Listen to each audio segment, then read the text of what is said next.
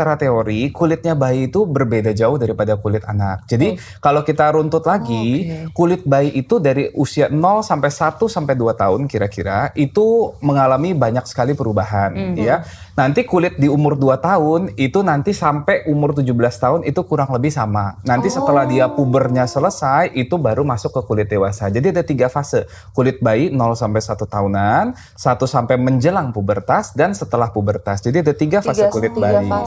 Beda-beda semua ya. Perbedaan yang paling mencolok itu ada beberapa ya. Yang pertama, bayi itu kulitnya lebih cepat nguap nih. Ya, jadi lebih gampang kering istilahnya. Yang kedua ada yang namanya natural moisturizing factor. Itu pada bayi itu lebih rendah daripada orang dewasa, sehingga secara natural kulit bayi itu biasanya lebih kering, lebih tidak lembab.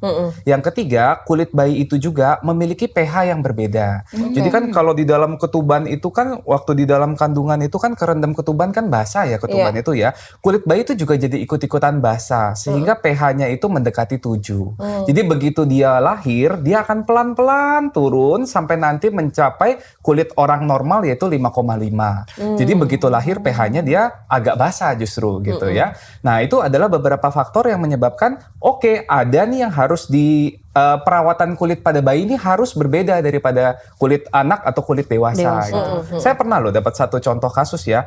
Saya sampai bingung ya, ini pasien datang ke saya nih, saya lihat ini kayak kulit umurnya baru 8 tahun laki-laki. Tapi kulitnya tuh semua kering banget sampai warnanya hitam, hampir semuanya hitam. Saya tanya, ternyata salah satu faktor yang mempengaruhi menurut saya itu karena dia terbiasa pakai sabun orang dewasa. Nah, kalau pakai sabun orang dewasa, kadang-kadang kan kita kan abis mandi tuh keset gitu kulitnya. Kadang-kadang malah enak kan kayak gitu. Anaknya juga gitu. Kalau pakai sabun yang biasa dia bilang, katanya abis sabun kayaknya masih licin, kayak nggak bersih katanya. Tapi kalau pakai sabun dewasa dia bilang dia keset kulitnya.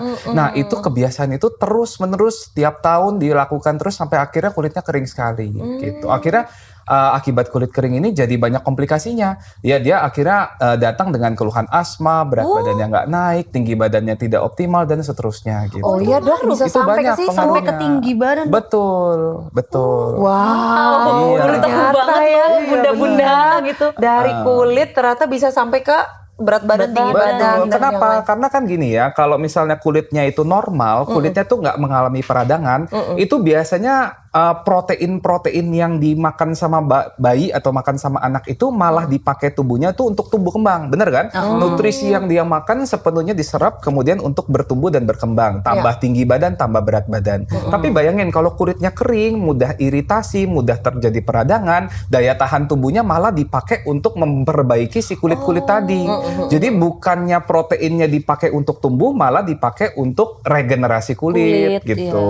Wow, ini insight banyak yang sangat berdaging ya ini bunda-bunda ya. Aku juga agak kaget ternyata dari kulit aja bisa merembetnya lumayan parah ya dok ya. Berarti emang nggak boleh disepelekan ya dok ya masalah kulit ini, karena mungkin banyak juga bunda-bunda ya udahlah sabun sabun apa aja dipakai ke anaknya gitu. Ternyata memang untuk kulit nih bunda-bunda kelembapan nih emang harus sangat dijaga. Aku juga pengalaman anakku 3 dok, pernah juga tuh anakku yang besar juga ngalamin kering kayak gitu. Aku coba pakaikan lotion tapi anak laki lari-lari ke sana kemari gitu, akhirnya ya sudahlah gitu ya. Akhirnya dia kulitnya kering. Nah ini anak kedua ketiga perempuan harus lebih terjaga, lebih ekstra ya. Jadi investasi masa depan tuh ya kulit bagus ya. Jadi emang udah pengalaman banget deh. Aku juga nggak sembarangan pilih brand, nggak sembarangan pilih produk. Aku udah pakaikan sabun Cousins Orange Hair and Body Wash Deep Moisture karena juga bisa menjaga kelembapan kulit bayi sampai 12 jam. Betul. Jadi sebagai bunda juga udah nggak repot kejar-kejaran lagi gitu. Udah tahu aman karena produk yang kita pakai itu bisa aman sampai 12 jam. Nah kalau Sandra pernah nggak punya pengalaman kayak gitu? Makein satu produk terus nggak cocok ke anak kamu? Pasti pernah ya, apalagi kayaknya nyobain produk ini tuh kan searching dulu ya, misalnya kayak lotion yang bagus atau shampoo yang bagus. Cuman tetap aja walaupun misalnya kayak direkomendasikan ini, tapi ntar pas dicobain kan tiap anak kan beda-beda ya. Aku sih menurut saya kayak aku aja gitu. Kebetulan emang kulit aku juga agak sensitif dok, jadi nggak bisa macem-macem juga pakai. Ternyata sama anakku juga pernah waktu itu aku pakein satu produk jadi ruam.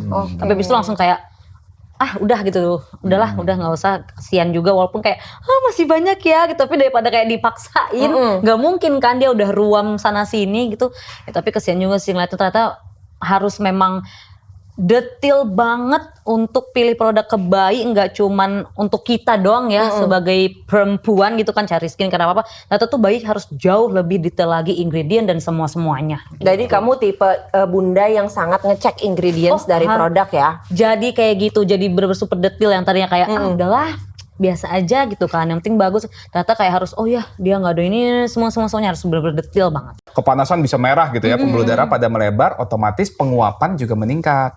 Sehingga karena penguapannya jadi meningkat, air di dalam kulitnya juga pada berkurang. Sehingga balik lagi jadi kulit kering. Ya, jadi pasti itu adalah fakta gitu. Oke, ternyata adalah fakta. Ternyata. Jadi berarti kalau bayi nggak boleh air panas dong dok? Yang air disarankan hangat. betul, Hangat air kuku yang ya? suam-suam kuku ya, Suam-suam 35-37 derajat. Oke, jadi tengah-tengah. Tapi kalau pertanyaannya dok, kalau bayi mandi pakai air dingin, Oh, itu nggak sangat apa-apa tidak nggak? disarankan. Oh enggak, ya. kenapa dok?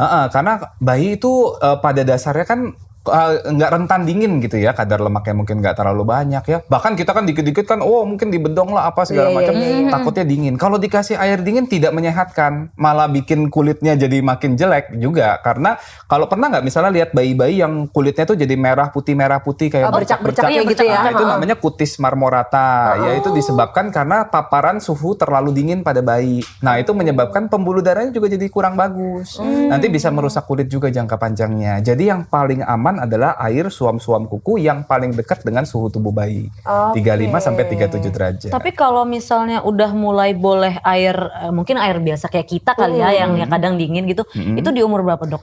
Sebaiknya tidak, selalu pakai suam-suam Suam-suam kuku kuku aja. aja. Oh. Terlalu panas jelek, terlalu dingin juga jelek gitu. Kan ada juga mitos, mandi air dingin bikin tahan flu, apa itu juga sebenarnya mitos ya.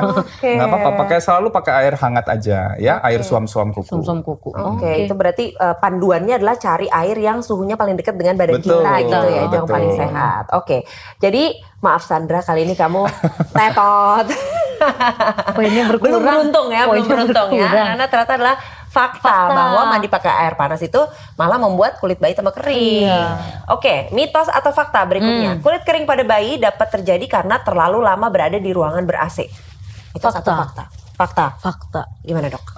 Jadi kira-kira fakta atau mitos nih, saya jawab nih ya. Kalau misalnya kita agak kepanasan dikit, kalau kita kepanasan dikit, otomatis kan air-airnya kan pada kelenjar keringat kan jadi banyak ya, jadi banyak berproduksi ya, jadi melembabkan kulit lebih lanjut. Kalau suhunya terlalu dingin, balik lagi pasti kelenjar keringatnya jadi tidak terlalu bisa terbuka gitu ya, jadi otomatis kulitnya jadi lebih kering. Yang kedua, anak-anak yang terus-menerus di ruangan AC, nggak ada sirkulasi udaranya, otomatis nanti juga udaranya di situ-situ aja juga bisa bikin kulit kering gitu. Makanya kan sekarang banyak sekali teknologi baru itu AC disertai dengan humidifier lah, pelembab dan lain sebagainya. Jarang sekali tuh kita dengar AC disertai dehumidifier, kan nggak ada. AC pasti di ini sama air purifier atau humidifiernya. Karena memang AC itu terbukti meningkatkan kekeringan pada kulit gitu. Oke, berarti jawabannya Jadi adalah fakta, ya. Bolehlah kasih tepuk tangan dulu untuk Sandra. Thank you. Lumayan ya. Thank you. Satu lagi nih pertanyaannya, mitos atau fakta? Cukup menggunakan air untuk menjaga kulit bayi agar tetap lembab. Sangat amat mitos, Sangat ibu-ibu amat ya. mitos. Yakin? Sangat amat mitos. Yakin sekali. Yakin sekali. Gimana dokter Ian? Betul, itu mitos banget ya. Makanya dari awal selalu pakai pelembab ya. Dari 0 hari udah boleh pakai pelembab, nggak apa-apa ya. Karena tadi balik lagi ya, dia punya natural moisturizing factor di dalam kulitnya bayi itu jauh lebih sedikit daripada di kulit anak atau kulit dewasa gitu. Jadi harus dibantu ya. Mendingan mencegah daripada mengobati ya. Mendingan dikasih moisturizer dari awal supaya kulitnya nggak kering, daripada nanti kalau udah kering udah punya banyak komplikasi baru menyesal gitu. Jadi repot Jadi ya. repot. Itu iya. sih pelajaran aku sebagai jadi new mom tuh kayak mendingan repot dok, walaupun kayak kadang siapa sih yang mau repot ya, tapi kan menjadi ibu tuh kayak udah pasti repot gitu.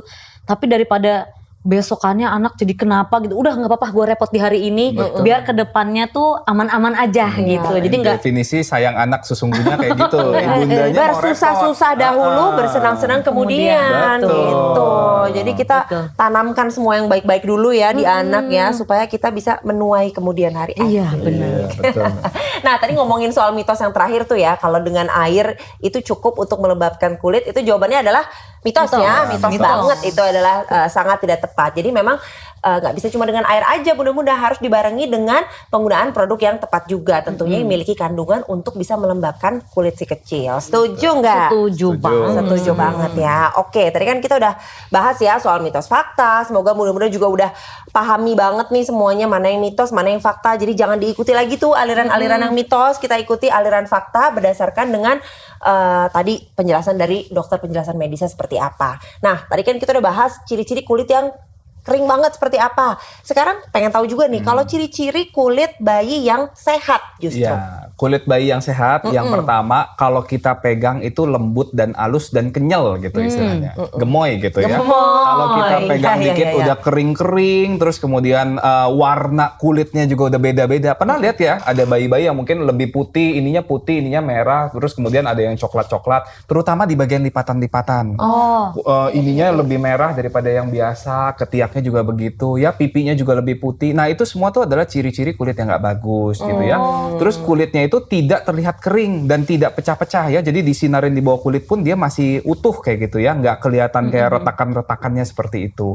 Terus yang pasti bayinya juga nggak kelihatan dikit-dikit garuk, nggak dikit-dikit garuk gitu. Kadang-kadang ada yang begini-gini, ada yang pakai kukunya yang nggak digunting gitu, terus lama-lama ada Lama-lama bergaris. kasarnya iya bergaris-baris. Aduh itu lebih. Memang sih bayi itu secara kulitnya itu lebih mudah regenerasi daripada orang dewasa ya. Iya, Tetapi iya, jangan dirusak lah tetap kalau bisa gitu ya. Jadi kulit-kulit yang sehat tuh dari luar juga udah kelihatan. Apalagi begitu diraba harus lembut dan kenyal gitu.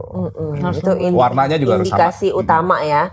Iya. Ternyata warna juga. Iya, tapi bener sih ya, ada ya dok ya anak-anak yang kayaknya bercak-bercak, kirain itu karena matahari, bukan ya dok ya? Iya, itu bisa juga karena matahari. Karena ternyata paparan kulit pada matahari kan juga bisa bikin kering gitu ya. Oke. Dikira malah kayak jamuran. Iya. Ya, itu namanya pityriasis alba. Dikiranya karena jamuran, tapi itu sebenarnya adalah reaksi kulitnya itu dia punya awalnya radang merah-merah, terus waktu menyembuh dia punya pigmen kulitnya itu nggak merata penyembuhannya. Jadi lebih putih daripada kulit-kulit di sekitar. Kelihatannya kayak panu sama-sama Iya, benar. putih. Tapi kalau panu tuh biasanya kalau kita garuk gitu ya, itu ada kekelupas-kelupas dikit, lebih kering gitu loh. Dan ini biasanya nggak gatel.